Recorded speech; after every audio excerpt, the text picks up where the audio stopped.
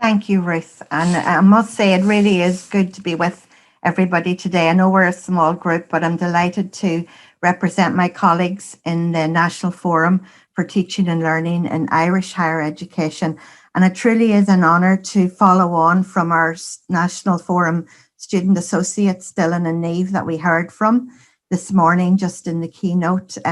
It's really fantastic always to hear the student voice, but there's definitely links on from their work in the Student Associates Assembly and the National Forum and this work that I'm going to share with you now around our open courses, professional development in teaching and learning. But it's really more about the conversations that we have in terms of professional development. And that's why it'll be more important to hear from ourselves really in terms of our conversations in this session at the end. So I won't take up too much time, I hope, with some slides, but just to set the scene really for our conversations. So the work that we're doing is really the longer term vision for the National Forum for Teaching and Learning. And I know we have some colleagues here from Ireland who would be familiar with the National Forum and the Professional Development Framework for all who teach. But it is to work towards a longer term vision is how we've been pitching it for a valued and informed teaching and learning culture. And that's the key aspect, the culture dimension. And as a way into these conversations, I just wanted to speak to you and share our experiences of our open courses with the sector and with all staff who teach in Irish higher education. So just a really quick timeline in terms of where we originated in terms of our conversations. Down in the bottom right of that little tree there, the National Forum was established in 2013. And this says there on the screen that it's the national body for advising and guiding on the enhancement of teaching and learning in higher education. And really what we wanted to talk about is the National Forum's ground up approach, really towards involving all stakeholders, students, staff at all levels, and other stakeholders across the sector in working towards valuing teaching and learning in education in Ireland. And in 2016, it was August, I think, 2016, over on the left-hand side, the PD framework for all who teach was published for the sector after well over 18 months of very intense and deep dive consultations and conversations with all the stakeholders in the sector. So it's a framework that was developed by them and for them. And in 2017 then, we rolled it out in an initial implementation with the sector. So we had 22 pilot groups, as we called them, with over 230 staff engaging with the framework for the very first time. We didn't want the framework to sit on a shelf somewhere and gather dust. We wanted to take it out to the sector as quickly as we could and see how it was working for them and see the conversations that were happening around professional development in teaching and learning. And then fast forward then over to the other side of the tree again in 2020. We had developed with over 20 teams of higher education teachers, educators. We had librarians, all sorts of professional identities in the professional services, work placement coordinators, learning technologists, education developers, all these really important roles that we brought together to develop over 20 open courses. And that's really what I'll focus on in the rest of this presentation with you. And then this is leading towards this year, 2021 and beyond, where we're going out again to the sector. We've called the project Vital. It's Valuing Ireland's Teaching and Learning Culture, where we want to consult around not only professional recognition, but also how individuals, how program teams, how departments and schools, institutions, and even at system level, how teaching and learning is being valued going forward into the future. So as I said, just to talk to you a little bit around the open courses and how they feed in to this work.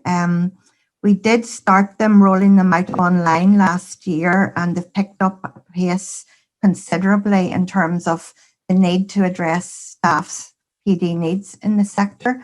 And there really are, we see it as multiple entry points for engagement with the PD framework.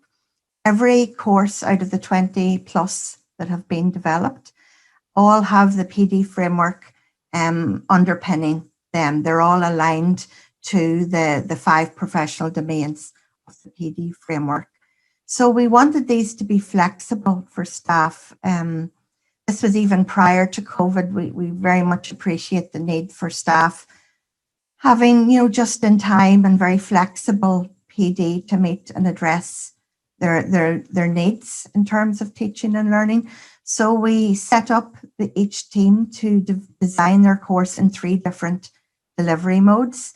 There's a face-to-face mode of each course. There's a fully online version of each course available. And there's what we have called a self-study version, where an individual doesn't have to be in a cohort because it may not suit them and may not suit their time frame, but they might want to take the course at their own time and in their own pace. And this is just a screenshot of our open courses platform. That's the web page there, but it allows you sort of the staff as a launch pad into those 3 modes and having connections with their peers. So just sharing with you some of the very popular open courses that have run just over in the past year. Probably the most popular of all is the one in the top left, the Universal Design in Teaching and Learning.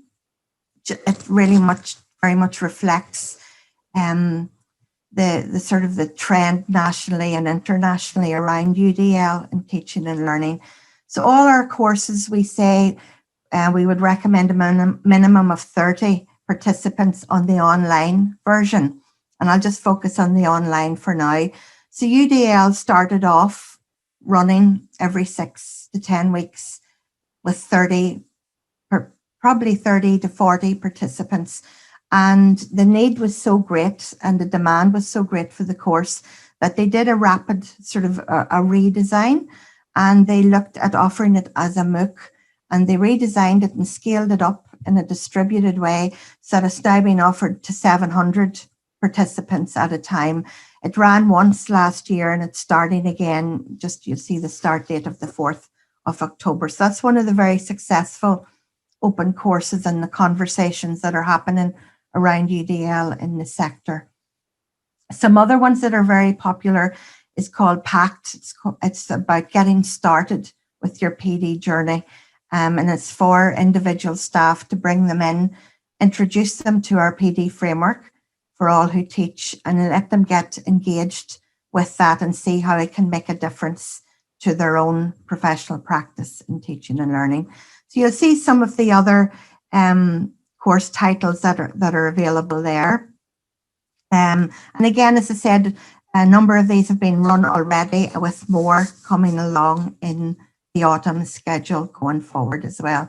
And I know even we have colleagues here that are involved in some of these, so it would be great perhaps to hear from them and their perspectives when we have a chat shortly. And again, as we're saying, sharing some more of the popular courses as well. The self-studies, we're only starting to roll those out, so it'll be really interesting to see how individuals can come in the self-study route and make use of our sort of peer structures for conversations and collaborations going forward. We've also done a number of partnerships with important bodies in Irish higher education. On the bottom left, you'll see they're getting started with personal and professional digital capacity. So the National Forum partnered up with the Irish Universities Association to work on this particular course, and we're hoping it'll be rolled out in the autumn as well. And then over in the bottom right is another example of a partnership with the Irish Maths Learning Support Network, and offering these courses, which are all nationally recognised, and an individual at the end of it can claim a digital badge, which is a national endorsement of their commitment to their PD. And to date, we've over 1,000 of those digital badges issued right across the sector to staff in higher education. But I suppose our focus just for this particular presentation was around the conversations on teaching and learning and how to nurture them and grow them. So we've come at this in a number of different ways.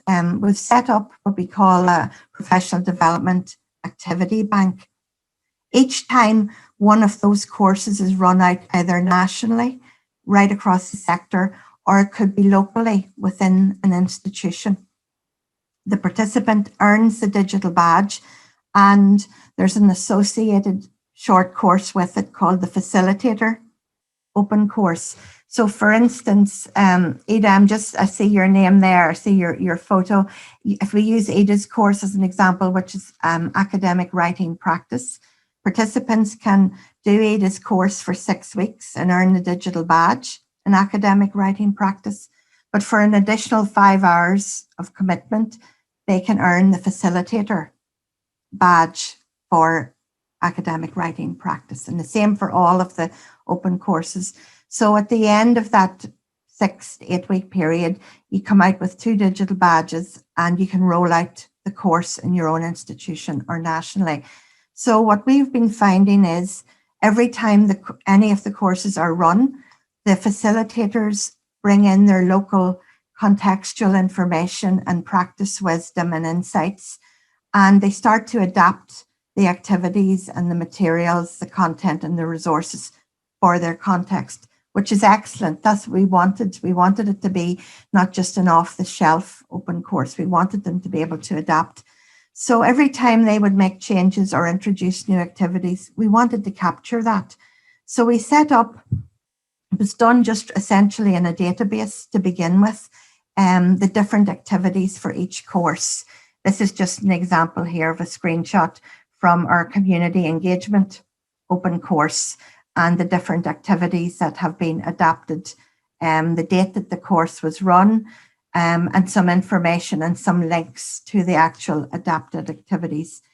With the end result that there would be this fantastic, we hope, a bank of activities that anybody who wants to run the course again in the future can say, well, I wonder what they did in Limerick, and I wonder what they did in Dublin, and I wonder what they did up in Sligo or down in Waterford, in those institutions, and they can have access to this. So that was working in a fairly limited way, but just last week then we decided that the forum had a big undertaking to develop a national resource hub with OERs. So we'd like to move our activity bank to this so it has a wider audience in terms of a searchable collection of OERs. So it should be easier for future facilitators to access the different activities and just make a value judgment themselves whether they want to use the adapted activities, or it might give them ideas for adapting it themselves. So another angle then was around the community. And that's a big piece, as we all appreciate here in the space that we inhabit as education developers. And we wanted to develop a PD community platform so that every time one of the open courses was developed by facilitators anywhere in the country, right across the sector, and our sector are the universities, the institutes of technology and private education colleges. So it's a big, broad remit of people. There's a big community there that we wanted to try to bring together. So we set up a platform. This is just a screenshot from it. And the 2 highlighted ones there with those little blue ellipses was the facilitators platform. So every time that you earn a facilitator badge, you automatically get access into this platform where you can share your experiences with other facilitators of that particular open course topic, or others. You can mix and match. You have access to go in and out of other little subgroups and group workspaces in there. And it's really a great way for people to share what has worked well, what challenges, because we know there's always challenges when we roll out professional development, and in the online world, it might be technical challenges that they might have had. They use Zoom for the live webinars and they share experiences about that. But we also have a space for the developers of the courses. So we have 22 courses at the moment, but that will grow into the future. So the developers have their own space because they might have an issue. I'm developing the self-study mode. How did you go about tackling this issue, or how did you approach that particular challenge? So we're really hoping to grow this. It's early days with this community, but I think, as we all appreciate, it's one thing to set up a community platform. It's about the nurturing and sustaining it will be the challenge for us going forward as well. And then just finally, I just wanted to sort of bring it back to the opening piece that I started with about the Vital project. So this would be the main driver this year for the National Forum in its work with the sector and in its conversations around teaching and learning and professional development. So again, in true National Forum style, a consultation is underway, going out to the sector. It's all online, as we can appreciate at the moment, but we're reaching out to talk to individuals, to staff in the disciplines, to the institutions themselves, to senior management, leadership, HR, students' union, all the vital stakeholders, and indeed also engaging with the higher education sector itself, the Higher Education Authority and the Department for Education as well, and which is going forward into tertiary education. And the conversations are around how we value teaching and learning and how we can articulate and understand a shared articulation really of that and come up with a definition collectively really and in partnership, how we're going to recognise and demonstrate that value going forward. So that culminates in a week that we have in November, just a little event flyer there for that, where we're bringing the sector together to share all of the scholarship and all of the innovations and the projects that they've been undertaking in teaching and learning over the past number of years. So the conversations just that we want to continue to explore, perhaps it'd be useful to stop off at this point and open it up for discussion. Some of the aspects that we're interested in exploring with the sector are there. You know, what is the characteristics of all of the people that we engage with in terms of conversing about PD and teaching and learning from their own institutional and the national context as well? And then sort of to ramp it up a bit, how can we translate all of the conversations that are happening in the different institutional and national contexts? So for example, we've been evaluating open courses and it's come back very strongly that the staff who undertake any of those open courses that I showed you, they really do have impact in terms of them having conversations about teaching and learning with colleagues in and outside their institution, which is fantastic. But how do you harness and leverage that in terms of taking action moving forward with it, and how to map the process, find out what PD conversations matter most and how we can position them to inform action across the sector. So I think I'll stop sharing just, Ruth, at that point, and it might be useful just to pick up any conversations or questions that staff might have.